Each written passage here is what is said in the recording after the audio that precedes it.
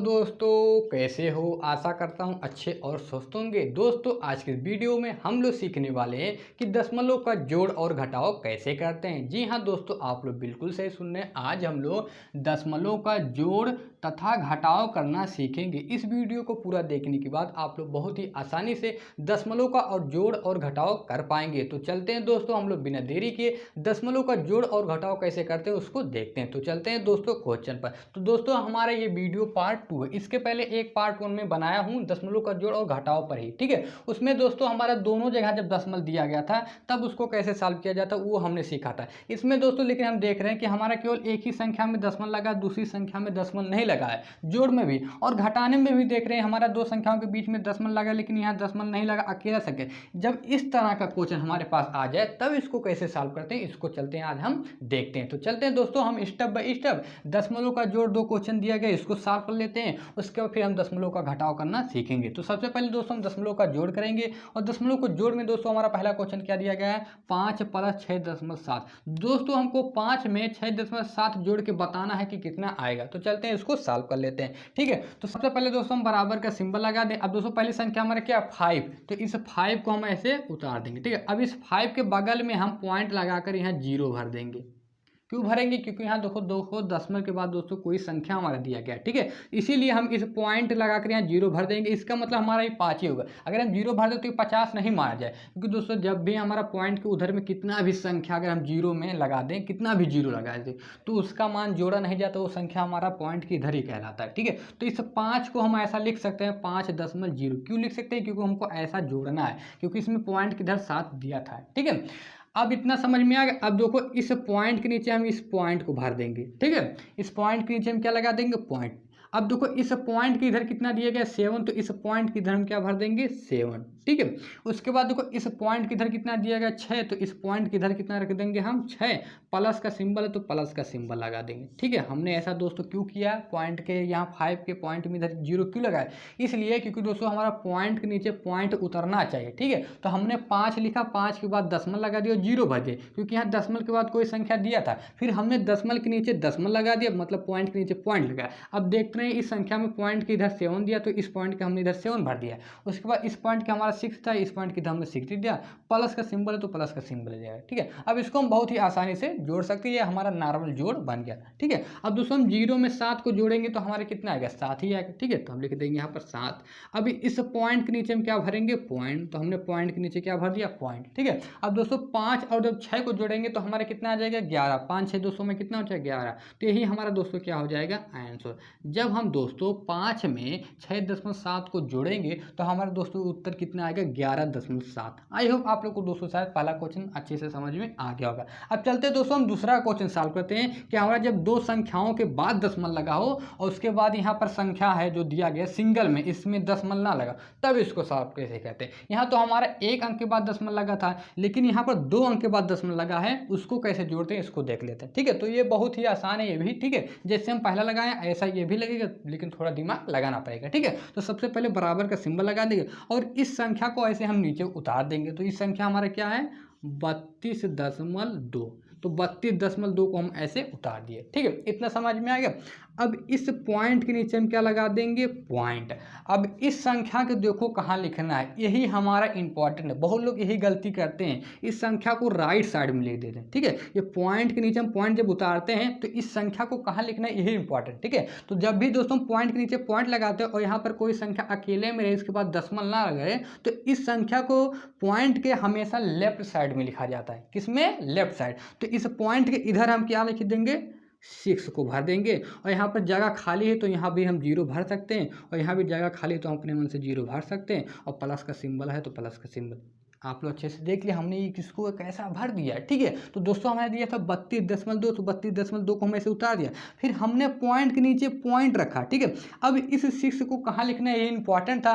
तो हमने इस 6 को कहाँ लिखा, पॉइंट के लेफ्ट साइड में हमेशा लिखा जाता है। तो पॉइंट के लेफ्ट साइड में हमारा इस 6 को ऐसे हमने उतार दिया। अब यहाँ भी जगह खाली था तो यहाँ भी जगह खाली था, तो हमने यहाँ 0 भर दिया, यहाँ भी 0 भर दिया, ताकि देखने में अच्छा लगे, ठीक है। अब इसको हम आसानी से चलते हैं जोड़ लेते हैं, ठीक है। अब दोस्तों हम जब 2 में 0 रुपया जोड़ेंगे तो हमारा क्या है 2 ही आएगा, ठीक है। तो हमने यहाँ 2 भर दिया। अब फिर इस पॉइंट के नीचे हम क्या लगा देंगे, पॉइंट। तो हमने पॉइंट के नीचे क्या भर दिया, पॉइंट। फिर दोस्तों जब हम 2 में और 6 को जोड़ेंगे तो हमारा कितना आ जाएगा 8। 2 6 दोस्तों में कितना होता है 8, तो हम लिख देंगे यहाँ पर 8, ठीक है। फिर दोस्तों हम 3 में कितना जोड़ना है, 0 जोड़ना है। अब 3 में 0 जोड़ेंगे तो हमारा क्या आएगा 3 ही आएगा, तो लिख देंगे यहाँ पर 3। इस प्रकार दोस्तों हमारा फाइनल उत्तर कितना आ गया 38.2। जब हम 32.2 में प्लस 6 रुपया जोड़ेंगे तो हमारा उत्तर दोस्तों कितना आएगा 38.2, और ये हमारा क्या हो जाएगा आंसर, ठीक है। आई होप आप लोग को दोस्तों शायद पहला क्वेश्चन और दूसरा क्वेश्चन दोनों ही क्वेश्चन अच्छे से समझ में आ गया होगा। अब चलते हैं दोस्तों, हम लोग दशमलव का घटाव इसी तरह लगाते हैं। हमने दशमलव का जोड़ करना सीख लिया, अब चलते हैं दशमलव का घटाव कैसे किया जाता है उसको देख लेते हैं। तो दोस्तों दशमलव के घटाव में पहला क्वेश्चन क्या दिया गया, 7 - 2.2। हमको 7 में से 2.2 घटा के बताना है कितना आएगा, ठीक है। तो चलते हैं इसको सॉल्व कर लेते हैं। तो सबसे पहले बराबर का सिंबल लगा देंगे। उसके बाद दोस्तों हमारा देखो संख्या क्या दिया गया 7, तो इस 7 को सबसे पहले उतार लेंगे और 7 के बगल में पॉइंट भरेंगे, उसके बाद 0 भरेंगे। जैसे यहाँ हमारा 5 था तो 5 के बगल में हमने पॉइंट भरा था, 0 भरा। हमने ऐसा क्यों कर रहे हैं, ऐसा करने के लिए क्योंकि यहाँ पॉइंट के बाद कोई संख्या दिया गया है। तो अगर हम पॉइंट के बाद इधर 0 ना भरें तो हम पॉइंट के नीचे पॉइंट उतार नहीं पाएंगे और इसको आसानी से घटा ही नहीं पाएंगे। इसलिए हम इसको 7 के बगल में पॉइंट लगाएंगे, उसके बाद क्या भर देंगे हम 0। इतना समझ में आएगा। अब इस पॉइंट के नीचे हम क्या भरेंगे, पॉइंट। तो इस पॉइंट के नीचे हमने क्या भर दिया, पॉइंट। अब देखो इस पॉइंट के इधर हमें हमारा कितना दिया गया 2, तो इधर भर देंगे हम 2, ठीक है। अब देखो फिर इस पॉइंट के इधर कितना दिया गया 2, तो इस पॉइंट के इधर 2 लिख देंगे। माइनस का सिंबल है तो माइनस का सिंबल लगा दें। हमने कैसे किया, इस 7 को सबसे पहले ऐसे उतार दिया, 7 के बगल में हमने पॉइंट लगाया और एक 0 लगा दिया, ठीक है। उसके बाद हमने पॉइंट के नीचे पॉइंट भरा। अब इस पॉइंट की इधर 2 था तो हमने इस पॉइंट की इधर 2 लिख दिया। फिर इस पॉइंट की इधर 2 था तो इस पॉइंट की इधर हमने 2 रखा। माइनस का सिंबल था तो माइनस का हमने सिंबल लगा दिया। अब ये हमारा नॉर्मल घटाना बन चुका। अब चलते हैं इसको घटा लेते हैं। अब हमको 0 में से 2 रुपया घटाना है। क्या हमको 0 में से 2 रुपया घटा के बताना है कि कितना आएगा। तो 0 में से 2 जाएगा, कभी नहीं जाएगा। तो ये अपने पड़ोसी से बगल वाले से 1 उधार लेगा। तो इनके पास जैसे 0 था, जब 1 उधार लेगा तो इनके पास कितना रुपया हो जाएगा, 10 रुपया हो जाएगा। अब हम 10 रुपया में से जब 2 रुपया को घटा देंगे तो हमारा कितना आ जाएगा 8 आ जाएगा, ठीक है। तो यहाँ भर देंगे हम 8, ठीक है। अब यहाँ पॉइंट है तो पॉइंट के नीचे हम तुरंत पॉइंट लगाते हैं। अब इनके पास कितना बचा है 7, नहीं बिल्कुल गलत, इनके पास 6 बचा है। क्यों 6 बचा है, क्योंकि 7 रुपया था, 1 रुपया उनको दे दिए थे, ठीक है। तो इनके पास कितना बचेगा 6 ही बचेगा। अब 6 में से जब 2 को घटाएंगे तो हमारा कितना आ जाएगा 4, और यही दोस्तों हमारा क्या हो जाएगा आंसर। इस प्रकार दोस्तों जब हम 7 रुपया में से 2.2 रुपया घटाएंगे तो उत्तर दोस्तों हमारा कितना आएगा 4.8। आई होप आप लोग को दोस्तों शायद पहला क्वेश्चन अच्छे से समझ में आया होगा। अब चलते हैं इसी प्रकार दोस्तों हम दूसरा क्वेश्चन लगा लेते हैं, ठीक है। इसमें देखो अंतर हमारा क्या है, ठीक है। इसमें पहले इधर संख्या दिया था और पॉइंट वाला इधर दे दिया, लेकिन इसमें हम देख रहे हैं पॉइंट वाला पहले है और वो जो संख्या हमारा सिंगल में पूर्णांक में उधर दिया। हमको 6.7 में से कितना घटाना आपकी बार 4 रुपया घटाना है, ठीक है। तो चलते हैं इसको सॉल्व कर लेते हैं। तो सबसे पहले हम बराबर क्या लगाएंगे सिंबल, और पहली संख्या को ऐसे उतार लेंगे। तो पहली संख्या हमारा क्या है 6.7, तो यहाँ रख देंगे 6.7, ठीक है। उसके बाद इस पॉइंट के नीचे हम क्या लगा देंगे, पॉइंट लगा देंगे। अब इस 4 कहाँ भरना है यह इंपॉर्टेंट है। जैसे इसमें हम पॉइंट के नीचे पॉइंट लगाए थे तो इस 6 अकेला था, पॉइंट तो है था नहीं कि हम पॉइंट की इधर कोई संख्या तो पॉइंट की इधर संख्या रख दें। 6 अकेला था तो यही इंपॉर्टेंट हुआ था हमारा कि पॉइंट को इधर में इस 6 को किधर लिखा जाए, राइट वाइड में लिख जाए कि लेफ्ट वाइड में।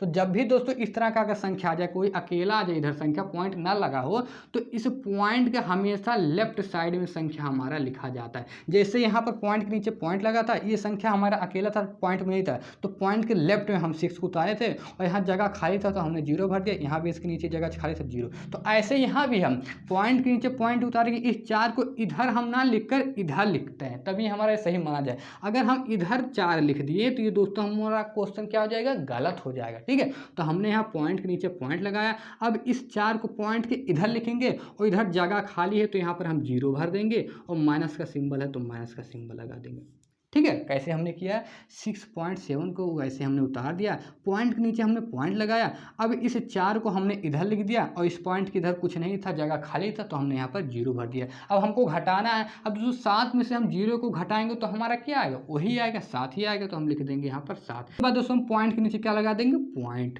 ठीक है। इतना समझ में आएगा। फिर दोस्तों हमको 6 में से कितना घटाना है 4। अब दोस्तों 6 में से जब 4 को घटा देंगे तो कितना आ जाएगा 2, और फाइनल उत्तर दोस्तों हमारा कितना आ जाएगा 2.7, और यही दोस्तों हमारा क्या हो जाएगा आंसर। इस प्रकार दोस्तों जब हम 6.7 में से 4 को घटाएंगे तो हमारा उत्तर दोस्तों कितना आएगा 2.7। आई होप आप लोग को दोस्तों शायद दशमलव का जोड़ और दशमलव का घटाव बहुत ही अच्छे से समझ में आ गया होगा। दोस्तों अगर ये क्वेश्चन आप लोग को अच्छे से समझ में आ गया है तो इस वीडियो को एक बार लाइक कर दीजिए। अगर दोस्तों चैनल पर नए हो तो चैनल को एक बार सब्सक्राइब भी कर दीजिए। अब मिलते हैं दोस्तों नेक्स्ट वीडियो में नई वीडियो के साथ। तब तक के लिए दोस्तों जय हिंद, वंदे मातरम।